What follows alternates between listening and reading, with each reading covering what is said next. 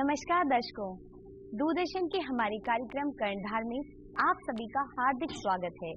आज के हमारे इस कार्यक्रम में हमारे युवा साथी गिटार पर हैं श्री जय नारायण जी श्रीवास्तव एवं तबले पर आपका साथ दे रही हैं श्री प्रमोद भार्गव जी। आप दोनों का हमारे आज के कार्यक्रम में हार्दिक स्वागत है। नमस्कार। सर, आपकी ख्याति ग्वालियर की सीमाओं को लांघते हुए प्रदेश और देश स्तर तक पहुंच चुकी है। आपने कई बार गिटार वादन में अनेक उपलब्धियों को हासिल किया है, कई पुरस्कारों से आपको देश भर में नवाजा गया है। आप हमारे दर्शकों को बताइए कि किन किन उपलब्धियों से आपको नवाजा गया है। नमस्कार एकात्मता जी, मुझे जितनी आप तारीफ कर रही हैं उतने बड़े अवार्ड्स नहीं मुझे मिले हैं। अभी हाल फिलहाल मैंने 2-3 साल के अंदर ये गिटार बजाना स्टार्ट किया है। आपको बताना चाहूँगा कि 2014 में मुझे संगीत रत्न अवार्ड मिला, जो पद्मश्री भजन सोपोरी जी के हाथों से मिला, शन्नो खुराना जी के हाथों से मिला। और 2016 में मुझे संगीत सृजन अवार्ड कोलकाता यूनिवर्सिटी के डीम्ड यूनिवर्सिटी के वाइस चांसलर के हाथों से मिला। और ये अवार्ड नहीं है, ये मेरा एक प्रोत्साहन था अवार्ड के द्वारा। ये इस बात के लिए प्रोत्साहन था कि मैंने स्पेनिश गिटार में कुछ नया करने की कोशिश की, उस बात के लिए। आप सभी का प्यार है जिससे कि आप लोग अवार्ड नाम दे रहे हैं। जी जी, शुक्रिया। आप इन उपलब्धियों का श्रेय अपनी किनको देना चाहेंगे? इन उपलब्धियों का श्रेय मेरे गुरुजन श्री रविन्द्रनाथ मंडल, मेरे श्री अनंत पुरंदरे जी, जो अभी वर्तमान में मुझे 1-2 साल से सिखा रहे हैं कि वाद्य यंत्र पर क्लासिकल कैसे बजाया जा सकता है। स्पेनिश बड़ा टिपिकल सब्जेक्ट था, उन्होंने स्टार्ट करवाया मुझे। और मेरे तबले के गुरु डॉक्टर मुकेश सक्सेना जी, तो मेरे फैमिली मेंबर्स भी इस बात के लिए बहुत प्रोत्साहित करते कि आप कुछ ना कुछ करें। तो आपको संगीत का शौक कैसे हुआ? आपके जैसे फैमिली मेंबर से आपने बताया प्रोत्साहन किया, तो क्या आपके परिवार में भी कोई संगीतज्ञ हुए हैं? जी एकात्मता जी, बड़ा रोचक विषय है ये कि मेरे परिवार में कोई संगीतज्ञ तो नहीं हुआ। मेरे बाबा बहुत बड़े लॉयर जस्टिस थे, लेकिन मेरे जो बड़े भाई थे श्री जीवन नारायण जी श्रीवास्तव, उनके द्वारा मुझे एक बैंजो ला के दिया गया था लगभग 25 वर्ष पूर्व। और उसी बैंजो के द्वारा बजाते बजाते मैं आज आपके सामने हूँ और गिटार बजा रहा हूँ। बैंजो से स्पेनिश गिटार तक का ये जो सफर आपने तय किया, तो क्यों स्पेनिश गिटार को आपने अपने वाद्य के तौर पे चुना? क्या खासियत रही? देखिए एकात्मता जी, मैं काफ़ी समय से देख रहा था कि गिटार का जिस तरीके से पाश्चात्य संगीत से भारतीय संगीत में पदार्पण हुआ है और उसके बाद इसकी लोकप्रियता जैसे जैसे बढ़ी, तो मैंने सोचा समझा कि आखिर ये क्या कारण है कि हमारी संस्कृति, हमारी परिवेश, हमारी परंपराएं जब बदल रही हैं, तो उसके साथ साथ नई युवा पीढ़ी में गिटार का बड़ी तेजी से एक बहुत ही ज़्यादा चार्मफुल तरीके से बच्चों के अंदर ये आ रहा है कि हम गिटार बजाएं। और मैंने फिर सोचा कि क्यों ना कुछ ऐसा कुछ किया जाए कि गिटार बच्चे बजाएं लेकिन भारतीय संगीत से जुड़कर बजाएं, इसलिए मैंने इस गिटार को सिलेक्ट किया। जी जी, मतलब हमारे युवाओं में एक पैशन बनता जा रहा है आज गिटार बजाना। तो आप ऐसे में जब वो पैशन बना चुके हैं, जुनून बना चुके हैं गिटार को सीखने का, तो आप उन्हें क्या मार्गदर्शन देंगे जो उनके लिए सही भी हो और उचित भी हो? देखिए, हमारा भारतीय परिवेश बड़ा आध्यात्मिक सांगीतिक है। भारतीय संगीत में भरत मुनि से सारी उत्पत्ति मानी गई है, भरत मुनि के द्वारा सारा संगीत रचा गया है। तो हमारे संगीत में ये सबसे बड़ी विशेषता है कि हमारा संगीत समय अनुसार अलग अलग रागों को लेकर चलता है, जिससे मनुष्य की खुद का अपना एक विकास, बौद्धिक विकास और आध्यात्मिक दोनों सामान्य तौर पर होते हैं। उसके लिए आवश्यक नहीं कि उसे किसी तरह की दवाइयों की जरूरत है। कई सारी बीमारियां हमारे भारतीय संगीत से दूर हुई हैं, ब्लड प्रेशर, डिप्रेशन आदि। और हम अभी देख रहे हैं कुछ पिछले 2 दशकों से कि जो पाश्चात्य संगीत जो भारतीय संगीत के अंदर आ रहा है और वो जिस तरीके से आ रहा है, हार्ड रॉक पॉप, ये म्यूजिक के द्वारा है, तो हमारी नई जनरेशन कहीं ना कहीं ये मिसगाइड हो रही है, भटक रही है और वो कहीं ना कहीं नशा भी करने लगे हैं, आदी हो रहे हैं इन चीज़ों के। उसके डिमेरिट्स, उसके नुकसान नहीं समझ रहे हैं वो पॉप संगीत के, जिससे कि हैवी ब्लड प्रेशर होता है और वो डिप्रेशंस में चले जाते हैं।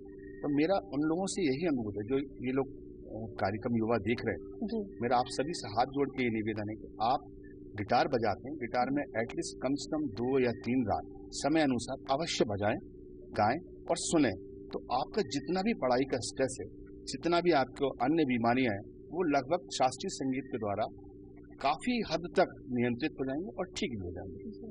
कहा भी जाता है कि संगीत सुनने से हमारे मन के जितने भी उद्विग्नता होती है वो पूरी शांत हो जाती है। जी हाँ, जी हाँ। जी जी। युवाओं के लिए जैसा कि बहुत ज्यादा इस संगीत की विधा में, गिटार की विधा में आना तेजी से बढ़ रहा है, हमने बात भी की कि पैशन है, और मार्केट में भी कई तरीके के गिटार हैं, कई तरीके के वाद्य, गिटारों में अलग अलग तरीके के प्रकार हैं। तो युवा किस तरीके से अपने लिए शुरुआती दौर में सही और सरल गिटार का चुनाव कर सकते हैं? देखिए, युवाओं ने तो चुनाव कर लिया है कात्मता जी, स्पेनिश गिटार बच्चे खरीदते हैं। जी जी। और अब बात आती है कि वो कैसे सीखें। जी। गिटार 3-4 तरह के होते हैं, स्पेनिश होता है, हवाइन होता है, बेस गिटार होता है, और ये जो 3 कैटेगरी है, इनमें जब हम इनको इलेक्ट्रीफाइड कर देते हैं तो अलग अलग तरीके से बजा जाता है। इनमें आजकल कुछ गैजेट्स भी चलते हैं जो हमारे यंग युवा आजकल उनका इस्तेमाल कर रहे हैं, और गैजेट्स में ही सारे हैवी मेटल डिस्टोर्शंस होते हैं। तो हम देखते हैं कि बच्चे ज़्यादा डिप्रेस रहते हैं, बच्चे पढ़ाई का स्ट्रेस इनके द्वारा बजाते हैं। लेकिन मेरा अनुरोध केवल एक, जो स्पेनिश वो सीख रहे हैं, उनकी स्किल और वेस्टर्न की स्किल में कोई असमानता नहीं है।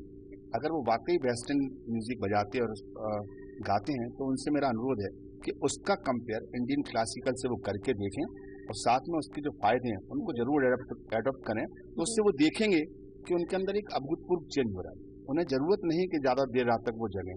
अगर वो रात को मालकों से दरबारी सुन के सोएं या बजा के सोएं, तो वो देखेंगे सुबह बहुत अच्छा फील करेंगे और उनका पढ़ाई में भी मन लगेगा।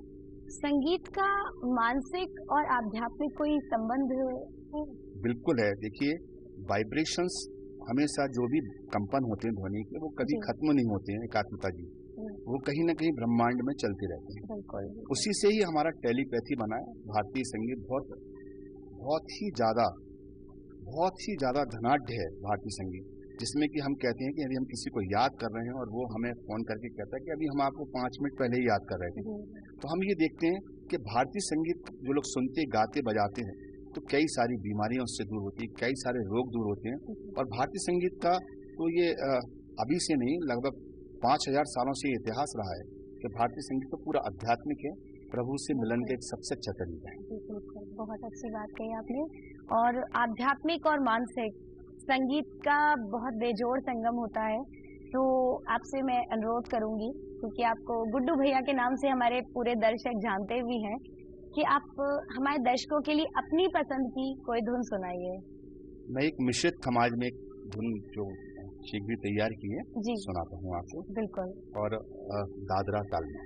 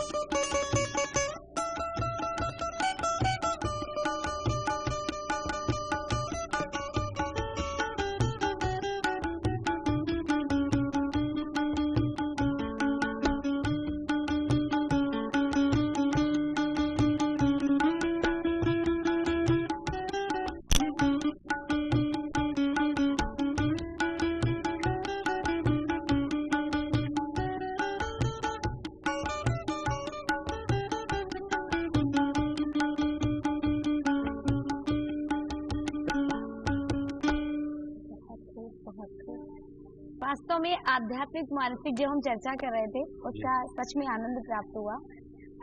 अब हम अपने दर्शकों के लिए आपसे फिर थोड़ा सा जानना चाहेंगे कि एक युवाओं में फ्यूजन को लेके बड़ा रुझान हो रहा है, फ्यूजन, तो आप इसके बारे में क्या कहना चाहेंगे? देखिए एकात्मता जी, जो ये गिटार वाद्य है जी। उसका मूल स्वरूप स्पेन से हुआ है, जिसे लोकवाद्य में बजाया जाता था। जी। जब ये वेस्टर्न कंट्रीज के द्वारा इंडिया में आया, और फ्यूजन एक ऐसा शॉर्टकट है जो बहुत ही कम समय में बच्चा भारतीय संगीत या वेस्टर्न क्लासिकल दोनों को मिक्स करके बजा के अपने अंदर आत्मिक शांति लेना चाहता है। और गिटार की तो एक विशेषता भी है, इस वाद्य को मेलोडी, हारमोनी एंड रिदम, ऐसा कोई वाद्य नहीं है, चाहे वो भारतीय हो चाहे पाश्चात्य, जिसके अंदर इन तीनों का समावेश हो, जिसमें मेलोडी यानी मूल स्वर, हारमोनी यानी कई सारे स्वर और रिदम बजाए जा सकते हैं। तो ऐसा कोई वाद्य नहीं है। जैसे कि मैं आपको एक छोटा सा उदाहरण देता हूँ कि ये हारमोनी का उदाहरण दे रहा हूँ आपको।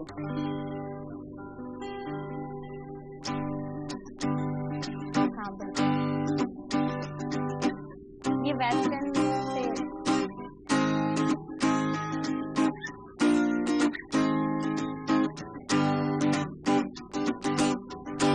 तो ये जो हारमोनी, कॉर्ड्स और रिदम चलती है, युवा चाहते हैं, युवा आजकल का इतना व्यस्त है पढ़ाई लिखाई में, वो चाहता है शॉर्ट में मुझे ज्यादा से ज्यादा इंटरटेनमेंट मिले, और इसीलिए वो फ्यूजन और रॉक फॉरवर्ड सुनना चाहता है कि जिससे कि एक ही इंस्ट्रूमेंट में से रिदम भी मिल जाए, किसी को बुलाना ना पड़े साथ में बजाने की, और मेलोडी भी मिल जाए और हारमोनी।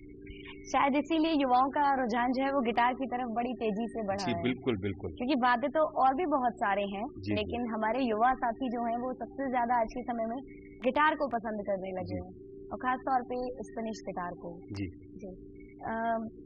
श्रीवास्तव जी, बीच में एक नाम आता है पंडित विश्व मोहन जी का, जी, जिन्होंने मोहन वीणा की रचना की। जी, तो स्पेनिश गिटार और मोहन वीणा, इन दोनों को लेकर जोड़कर या भिन्नता के तौर पर आप क्या कहना चाहेंगे कि ये एक दूसरे से किस तरह से भिन्न है? एकात्मता जी, स्पेनिश गिटार मैंने आपको पहले ही बताया मेलोडी, हारमोनी और रिदम का समावेश है, जबकि मोहन वीणा पद्मश्री विश्वमोहन भट्टी जी ने जब इसका निर्माण किया, पंडित रविशंकर जी के शिष्य हैं विश्वमोहन भट्टी जी, जब उन्होंने इसका निर्माण किया तो उन्होंने गिटार का स्वरूप रखा जिसका कि हवाइन पैटर्न उन्होंने बजाने के लिए सिलेक्ट किया, और उन्होंने चिकारियां, बाज के तार सितार से लिए।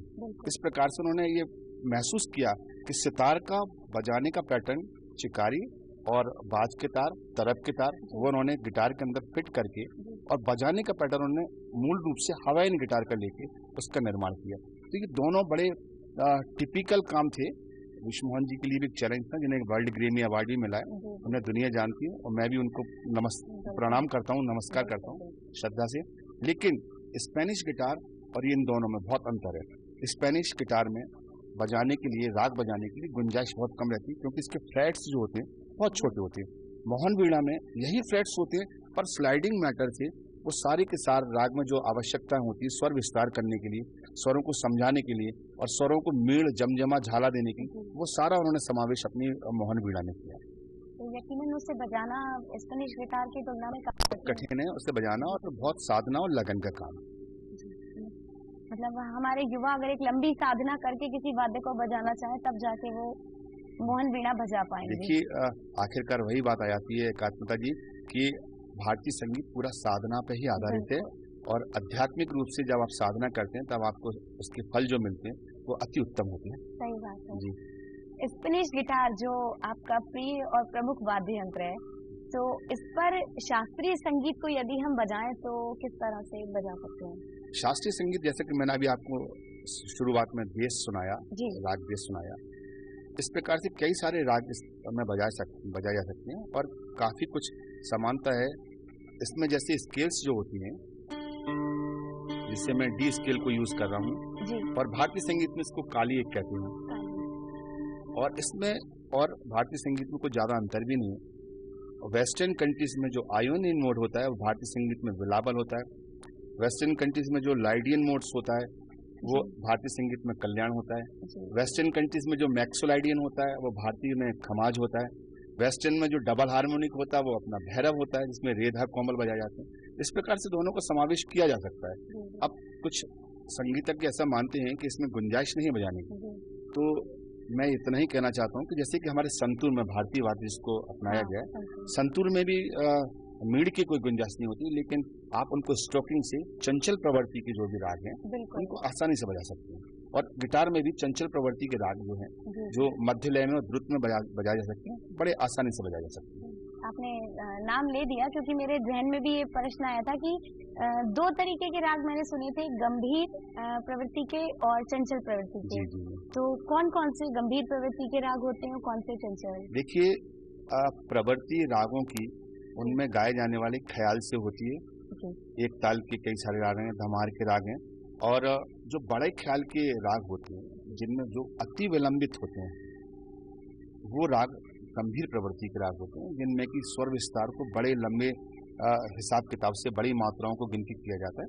और चंचल प्रवृत्ति के जो राग होते हैं वो मध्य लय और द्रुत लय के होते हैं। देश आपका जो राग है वो चंचल प्रवृत्ति का है, आपका रागेश्वरी चंचल प्रवृत्ति का राग है, आपका मालकोस चंचल प्रवृत्ति का राग है, दरबारी दोनों प्रवृत्ति में आता है। इस तरीके से यमन भी दोनों प्रवृत्ति में शामिल हो जा सकता है।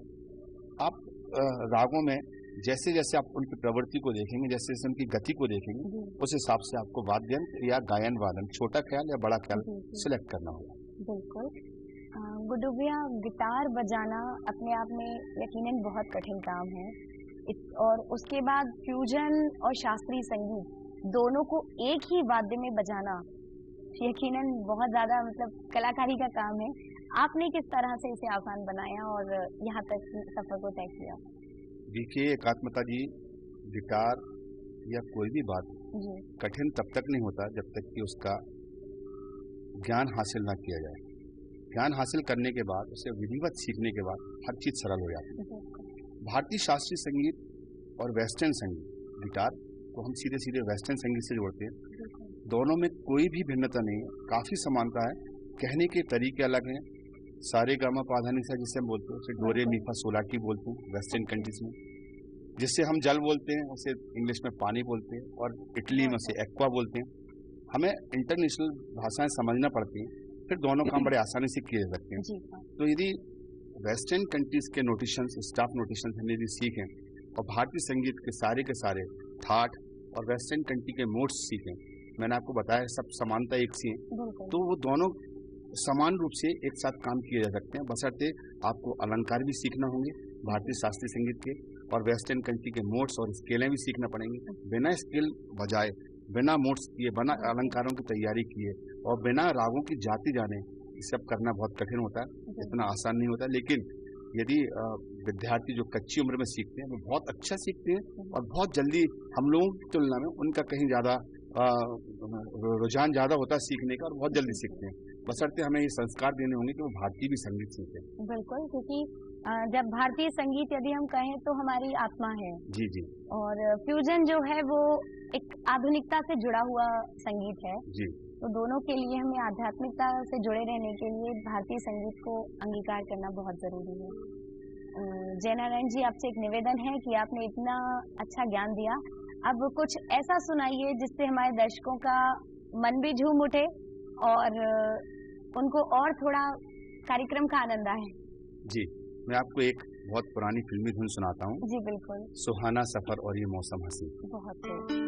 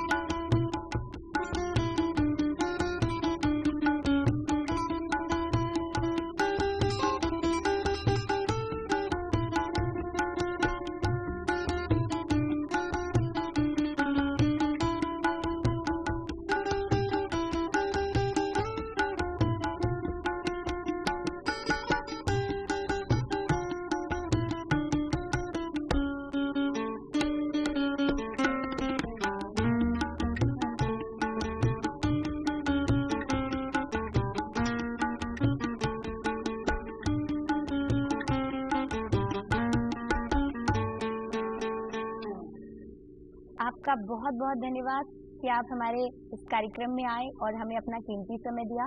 दूरदर्शन के सभी दर्शकों की तरफ से भी और मेरी तरफ से भी आपका बहुत बहुत आभार। धन्यवाद।